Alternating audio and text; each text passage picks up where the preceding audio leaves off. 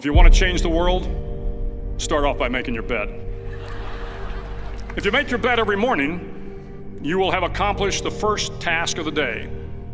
It will give you a small sense of pride, and it will encourage you to do another task, and another, and another.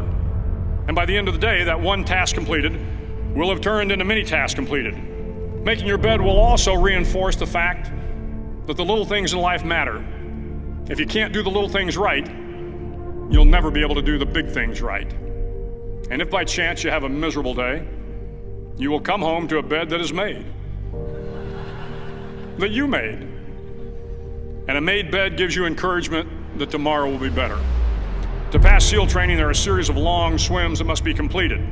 One is the night swim. Before the swim, the instructors joyfully brief the students on all the species of sharks that inhabit the waters off San Clemente. They assure you, however, that no student has ever been eaten by a shark, at least not that they can remember. But you are also taught that if a shark begins to circle your position, stand your ground. Do not swim away. Do not act afraid. And if the shark, hungry for a midnight snack, darts towards you, then summons up all your strength and punch him in the snout, and he will turn and swim away. There are a lot of sharks in the world. If you hope to complete the swim, you will have to deal with them. So if you want to change the world, don't back down from the sharks.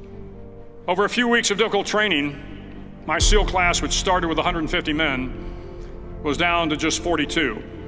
There were now 6 boat crews of 7 men each. I was in the boat with the tall guys, but the best boat crew we had was made up of the little guys, the Munchkin crew, we called them. No one was over 5'5". The Munchkin boat crew had 1 American Indian, 1 African American, 1 Polish American, 1 Greek American, 1 Italian American, and 2 tough kids from the Midwest. They out-paddled, outran, and outswam all the other boat crews. The big men in the other boat crews would always make good-natured fun of the tiny little flippers the Munchkins put on their tiny little feet prior to every swim. But somehow these little guys from every corner of the nation and the world always had the last laugh, swimming faster than everyone and reaching the shore long before the rest of us. SEAL training was a great equalizer. Nothing mattered but your will to succeed, not your color, not your ethnic background, not your education, not your social status. If you want to change the world, measure a person by the size of their heart, not by the size of their flippers. The 9th week of training is referred to as Hell Week. It is 6 days of no sleep, constant physical and mental harassment, and 1 special day at the Mud Flats. The Mud Flats are an area between San Diego and Tijuana where the water runs off and creates the Tijuana Sloughs, a swampy patch of terrain where the mud will engulf you. It is on Wednesday of Hell Week that you paddle down in the mud flats and spend the next 15 hours trying to survive this freezing cold, the howling wind, and the incessant pressure to quit from the instructors. As the sun began to set that Wednesday evening, my training class, having committed some egregious infraction of the rules, was ordered into the mud. The mud consumed each man till there was nothing visible but our heads.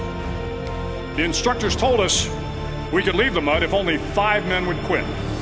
Only 5 men, just 5 men, and we could get out of the oppressive cold. Looking around the mud flat, it was apparent that some students were about to give up. It was still over 8 hours till the sun came up. 8 more hours of bone-chilling cold. The chattering teeth and the shivering moans of the trainees were so loud, it was hard to hear anything. And then one voice began to echo through the night. One voice raised in song. The song was terribly out of tune, but sung with great enthusiasm. One voice became 2, and 2 became 3, and before long, everyone in the class was singing.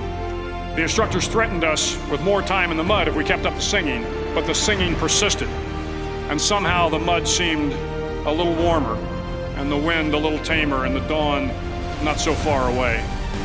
If I have learned anything in my time traveling the world, it is the power of hope.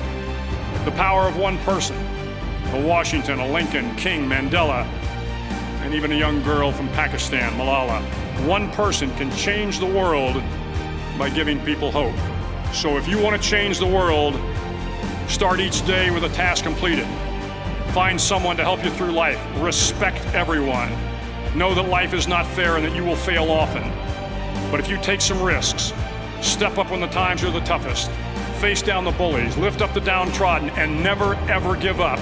If you do these things, the next generation and the generations that follow will live in a world far better than the one we have today. And what started here will indeed have changed the world for the better.